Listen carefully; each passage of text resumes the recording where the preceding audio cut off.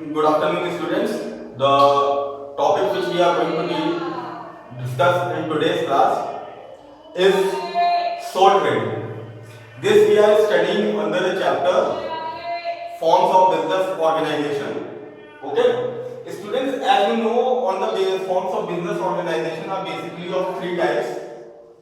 First is the sole trading. Okay, so sole trading. Second is partnership, okay, and the third one is company. Company over here literally means joint stock company, okay. So जो पहला है forms of business organization है, आज हम उसको समझेंगे, that is sole trading, okay. तो sole trading basically होता क्या students? Firstly, try to understand sole trading is the oldest form of business organization. पहली चीज जो है sole trading में क्या है कि oldest form of business organization. ये oldest form है business organization का और ये सबसे ज्यादा simplest form भी है. Oldest भी है और simplest form भी है. Simplest इसलिए बहुत simple है, इसको formation इसका स्टार्ट करना इट इज वेरी सिंपल. तो अगर हम इसकी डेफिनेशन पे जाते हैं तो according to James Stephenson, a sole trader is a person who carries on business exclusively by and for himself. यानी यहां पे अगर हम डेफिनेशन इसकी देखें, if we go through the definition of this, तो सोल ट्रेडर क्या है? बेसिकली एक पर्सन है who carries on business exclusively by and for himself, यानी खुद के उसके द्वारा और खुद के लिए वो करता है. ओके, तो सोल ट्रेडर का जो सोल ट्रेडिंग ऑर्गेनाइजेशन का जो ओनर होता है उसको हम क्या कहते हैं? Sole trader. राइट? अगर सोल ट्रेडिंग का जो ओनर होता है उसको हम क्या कहते हैं? Sole trader. ठीक. सोल ट्रेडिंग के लिए डिफरेंट वर्ड यूज होते हैं. Sole proprietorship. ओके, तो सोल प्रोप्राइटरशिप और sole trading is the same thing. So sole trading is the oldest form of business organization and the simplest form of business organization. Okay.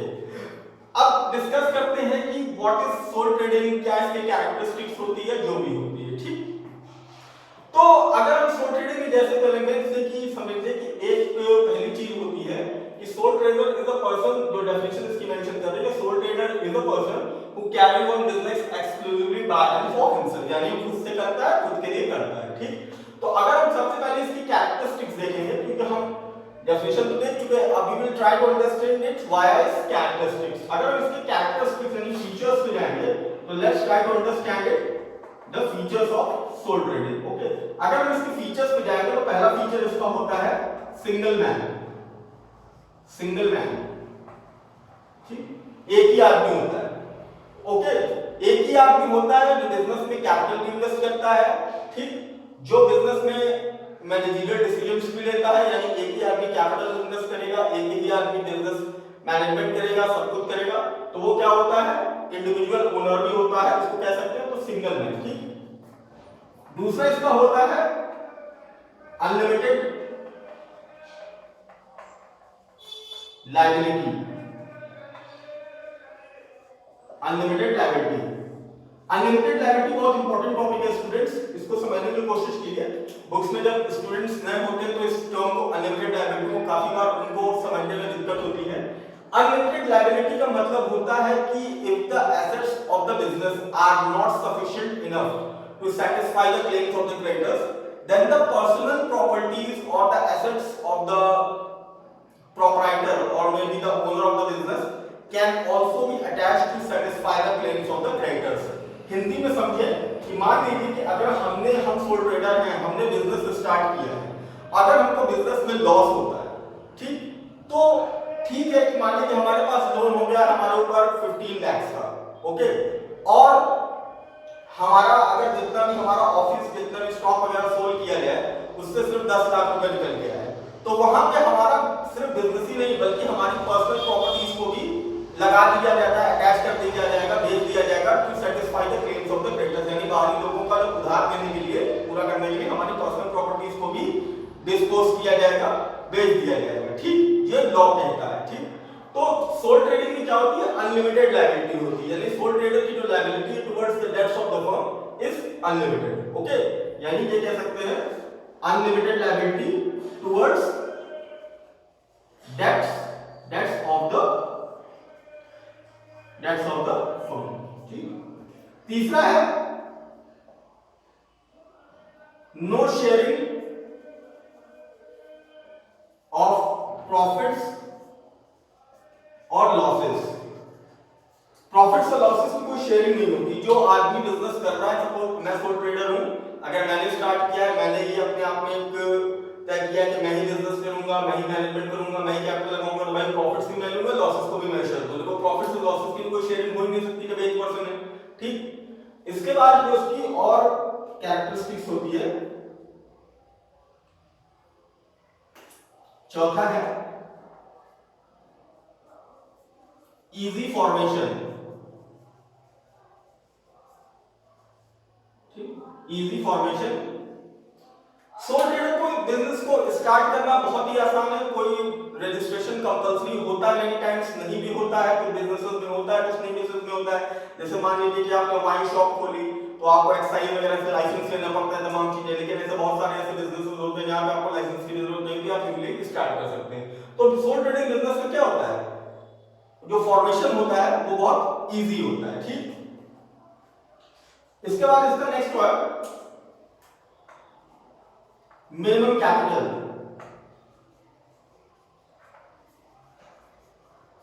Minimum capital requirement. Sole trading business में students minimum capital का requirement होता है। कोई बहुत ज्यादा capital की जरूरत नहीं होती, मिनिमम कैपिटल में भी आदमी अपना बिजनेस स्टार्ट कर सकता है। ठीक, कोई प्रॉब्लम नहीं है कि आपके पास अगर आप कोई दुकान खोलना चाहते हैं, कुछ भी खोलना चाहते हैं, want to start any kind of business, you have very limited resources or limited financial resources, you just can go for it, keeping in view the scale of your operations। जो भी आपका स्केल ऑफ ऑपरेशंस होगा उसको आप consider करते हुए minimum capital requirement में भी अपना बिजनेस स्टार्ट कर सकते हैं। ठीक, तो ये तो हो गया इसके फीचर्स। अब हम इसकी बात करेंगे इसके एडवांटेजेस की, कि सोल ट्रेडिंग के एडवांटेजेस क्या क्या होते हैं। ठीक, एडवांटेजेस,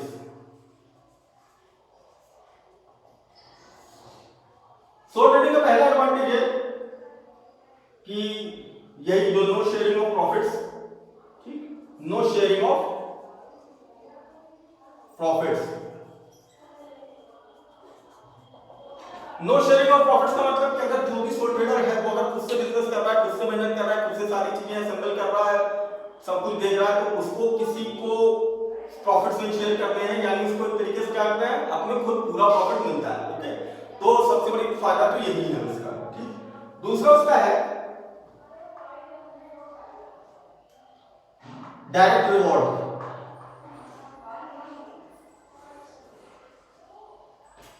सोल ट्रेडिंग बिजनेस में डायरेक्ट रिवॉर्ड जितना आप मेहनत करोगे, जितना आप बेचोगे, उतना आपका प्रॉफिट होगा। तो कोई आदमी तो है नहीं अकेले आप ही बिजनेस कर रहे हो, तो आपका जो रिवॉर्ड है वो डायरेक्ट है। ठीक, कोई इसमें ये नहीं है पार्टनरशिप है, कोई और लोग इसमें शेयर करेंगे ऐसा कुछ। तो सोल ट्रेडिंग में ये चीज अच्छी है कि एडवांटेज रियली बहुत अच्छा है कि भाई हम इसको डायरेक्ट रिवॉर्ड यहाँ पे एंटरप्रेन्योर को मिलता है। ठीक, तीसरा इसका ये है जो मैंने यहां पर भी आपको बताया था, easy formation. Easy formation, okay, तो इजी फॉर्मेशन का मतलब होता है स्टूडेंट्स कि जहां पे कोई लीगल फॉर्मेलिटीज की जरूरत नहीं होती, बहुत ज्यादा एक्सेसिव लीगल फॉर्मेलिटीज नहीं इन्वॉल्व है, बहुत ज्यादा आपको कोई जगह रजिस्ट्रेशन नहीं जरूरी है, कराना ये करना है वो करना है। ठीक, so the formation of the partnership is very easy. ठीक, फिर है इजी डिसोल्यूशन।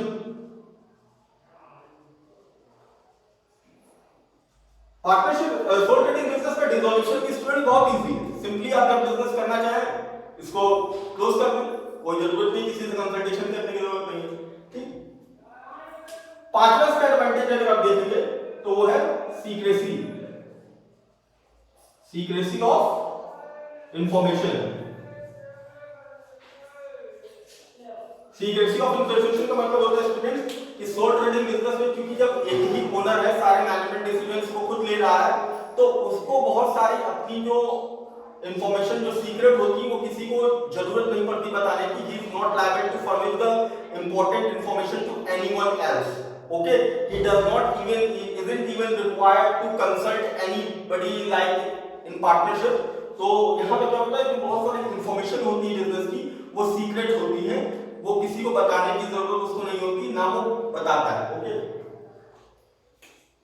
6 है, इसका एडवांटेज है prompt decisions. Prompt decisions. Okay, prompt decisions का मतलब होता है कि यहाँ पर जो भी डिसीजंस लिए जाते हैं सोल ट्रेडिंग में, अगर जो डिसीजंस होते हैं उसमें डिले नहीं होता, समय नहीं लगता. मान लीजिए जैसे पार्टनर्स में 3-4 लोग पार्टनर्स हैं, अगर उनको कोई डिसीजन लेना है कि भाई हमको रॉ मटेरियल यहाँ से नहीं बल्कि उस सप्लायर से खरीदना है, तो पता चला एक लोग उस पर एग्री करे, 2 लोगों की और कंसल्टेशन चाहिए. तो पार्टनरशिप में होता क्या है कि भाई कि सब पार्टनर्स का कंसल्ट चाहिए होता है, ठीक. लेकिन सोल ट्रेडिंग में क्या है, सोल ट्रेडिंग में आदमी को अकेले निर्णय लेना है, वही डिसीजन. तो डिसीजंस यहाँ पे होते हैं बहुत प्रॉम्प्ट होते हैं, यानी क्विक होते हैं, ठीक. तो प्रॉम्प्ट डिसीजन होते हैं, इसलिए यहाँ इसका एडवांटेज होता है. इसके अलावा भी बहुत सारे इसमें एडवांटेजेस होते हैं जो बुक्स में दिए रहते हैं, वो आप देख लीजिएगा. ये मैंने 5-6 आपको रिटन नोट कराए हैं, इसको आप ध्यान रखिएगा. अब हम बात करते हैं सोल ट्रेडिंग के डिसएडवांटेजेस की. डिसएडवांटेजेस क्या है सोल ट्रेडिंग के?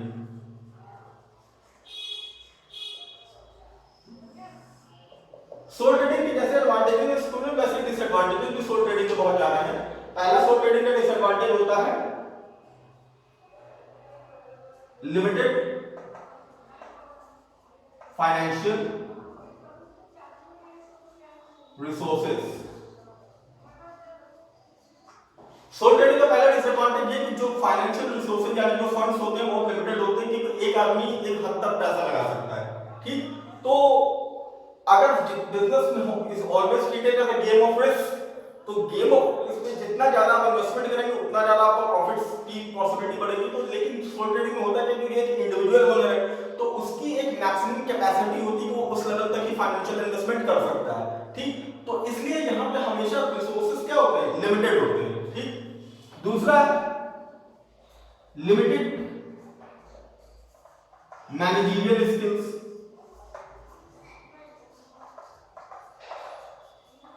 क्योंकि एक ही आदमी है स्टूडेंट्स, जो एक ही आदमी सब कुछ अगर मैनेज करेगा तो भाई आपको जरूरी तो नहीं कि वो अपने आप में कोई बहुत बड़ा ब्रह्मा हो या ज्ञाता हो, जिसको हम सिद्ध भाषा में कहते हैं.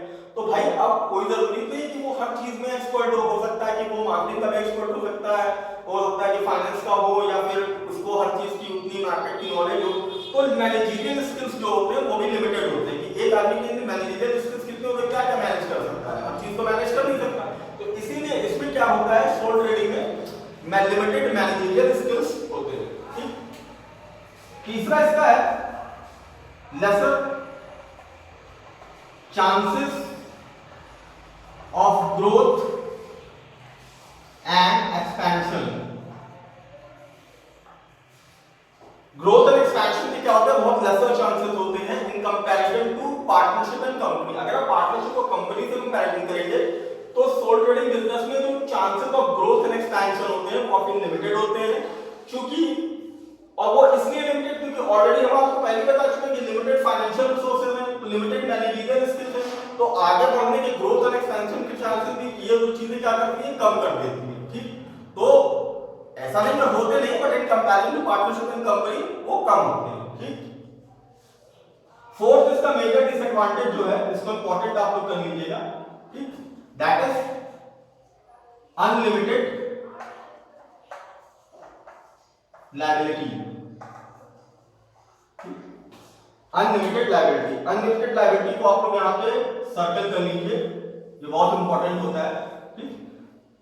अनलिमिटेड लायबिलिटी का मैंने अभी भी स्टूडेंट्स आपको बताया कि अनलिमिटेड लायबिलिटी का एक्चुअली में मतलब होता है कि when the assets of the business are not sufficient enough to satisfy the claims of the creditors, then the personal properties or the assets of the entrepreneur may also be attached to satisfy the claims of the creditors. यानी अगर बाहर से अगर उन्होंने जो loan वगैरह लिया है, वहां पे बिजनेस अगर ठप होता है या बंद होता है या लिक्विडेट होता है, ठीक, तो उस केस में अगर बिजनेस की जो उसके बिजनेस है, दुकान है, ये सब बेच के भी अगर उसका पैसा पूरा नहीं हो पा रहा है, उधारी पूरी नहीं खत्म की जा पा रही है, तो उसकी पर्सनल प्रॉपर्टीज यानी उसका व्यक्तिगत घर, ये सबको भी क्या कर रहे हैं, सेल आउट कर दिया जाएगा उस लोन्स को पेमेंट करने के लिए जो बिजनेस पे है। ठीक, तो ये सबसे बड़ा डिसएडवांटेज होता है, इसको नोट कर लीजिए, ये सबसे बड़ा डिसएडवांटेज है सोल ट्रेडिंग का भी, और यही सबसे बड़ा डिसएडवांटेज पार्टनरशिप का भी होता है। पार्टनरशिप में भी अगर आप फॉलो करेंगे तो पार्टनरशिप में भी अनलिमिटेड लायबिलिटी होती है, हालांकि लिमिटेड लायबिलिटी पार्टनरशिप में इंडिया में आ चुकी है, तो वो एक डिफरेंट चीज है, उसमें काफी हद तक कॉर्पोरेट के फीचर्स आपको मिलेंगे। तो ये होगा अनलिमिटेड लायबिलिटी, उसका एक डिसएडवांटेज होता है। ठीक, उसके बाद अगर आप देखेंगे तो अनलिमिटेड लायबिलिटी उसका डिसएडवांटेज है ही है। फिर उसके बाद फिर इसका ले सकते हैं हम कि ग्रेटर रिस्क, सोल ट्रेडिंग में रिस्क जो है ज्यादा है, ग्रेटर। भाई रिस्क तो है, अब बिजनेस स्टार्ट करो, पैसा लगा रहा, पता नहीं दुकान चलेगी नहीं चलेगी, बंद हो जाएगी, बहुत लोग खोलते हैं नहीं चलती, 4-6 महीने बंद कर देते हैं तो घाटा होता है। ठीक, तो रिस्क हमेशा इसमें ज्यादा है। पार्टनरशिप वगैरह में क्या रिस्क शेयरिंग हो सकती है, कई पार्टनर से सब लोग मिलकर घाटा सहते हैं, लेकिन यहाँ पे एक इंडिविजुअल पर्सन है तो इसलिए रिस्क इसमें ज्यादा है। तो this is all for the statement. अच्छा, लास्ट थिंग इसमें हम बता सकते हैं कि सूटेबिलिटी क्या होती है। अगर हम सूटेबिलिटी की बात करेंगे तो सोल ट्रेडरशिप जो ऑर्गेनाइजेशन है किस टाइप्स कहां पे सूटेबल होगा। ठीक, सूटेबिलिटी, अगर सोल ट्रेडिंग बिजनेस की हम सूटेबिलिटी की बात करेंगे तो ये सूटेबल है स्टूडेंट्स उन फाइनेंशियल उन बिजनेसेस के लिए जहां पे limited capital business which require less capital, जिन बिजनेसेस में लेस कैपिटल रिक्वायरमेंट होता है। ठीक, ओके, या यहां पे बिजनेसेस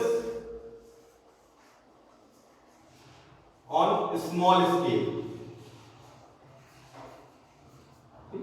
यानी जहां पे स्मॉल स्केल ऑपरेशंस होते हैं या बिजनेसेस लेस कैपिटल को रिक्वायरमेंट होता है, वहां पे sole trading form of business organisation काफी सूटेबल माना जाता है। ठीक, even in the market, in the current market scenario we see lot of entrepreneurs who are sole traders, जो अपना जनरल स्टोर चला रहे हैं या फिर अपना कोई भी शॉप चला रहे हैं, तो it is practical in real life, very much practical in real life.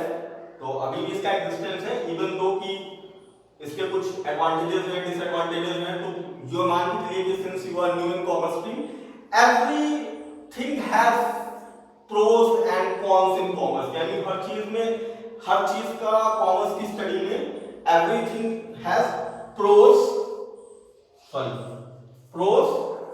And cons. Pros का मतलब एडवांटेजेस, ठीक, और कॉन्स का मतलब होता है डिसएडवांटेजेस। ओके, प्रोस और कॉन्स हर चीज के होता है। अगर आप जॉइंट स्टॉक कंपनी की बात करेंगे तो उसके भी अपने कुछ फायदे हैं और नुकसान दोनों हैं। ठीक, अब इसमें समझने लायक स्टूडेंट्स ये चीज है कि ठीक है, हमने आपको यहाँ पे डेफिनेशन बता दी, मीनिंग भी समझा दी। अब यहाँ पे देखिए तीन चीजें, फीचर्स, एडवांटेजेस और डिसएडवांटेजेस। ओके, अगर आप यहाँ पे देख रहे होंगे तो फीचर्स में आपको वही चीजें मिल रही होंगी कुछ, जैसे अनलिमिटेड लायबिलिटी है वो इसका डिसएडवांटेज है। ठीक, no sharing profits and loss है वो इसका क्या है, एडवांटेज है। तो रियलिटी में होता क्या है कि जो जब आप पढ़ाई करते हैं तो जो फीचर्स है इसको आपको लर्न करने की जरूरत, क्या करने की जरूरत नहीं होती। डोंट गो फॉर फीचर्स, ये हमने आपको समझाने के लिए बता दिया है। जनरली फीचर्स जो होते हैं, ठीक, चाहे वो जॉइंट स्टॉक पूरी कॉमर्स का मैं आपको बता रहा हूं, ठीक, फीचर्स, एडवांटेजेस प्लस डिसएडवांटेजेस, इन दोनों को ऐड करके फीचर्स बन जाते हैं। ठीक, अगर एग्जामिनेशन में आप को जाते हो और आपको उसके एडवांटेजेस और डिसएडवांटेजेस जाने तो आप एडवांटेजेस, जैसे आपको 5 फीचर्स अगर लिखते हैं तो 3 एडवांटेज लिख लीजिए, 2 डिसएडवांटेज लिख दीजिए। ठीक, तो इनको मिक्स करके आप इसके फीचर्स को बना सकते हैं। ठीक, this is the thing to understand. I hope you have understood this chapter. If you have any doubt, just ask me in the comment section. I'll answer to it. So this is the very first kind of a business organization which we are doing in class 11. In the next class, we will be doing partnership and later on company. I hope you understood the topic. Thank you. Have a nice day.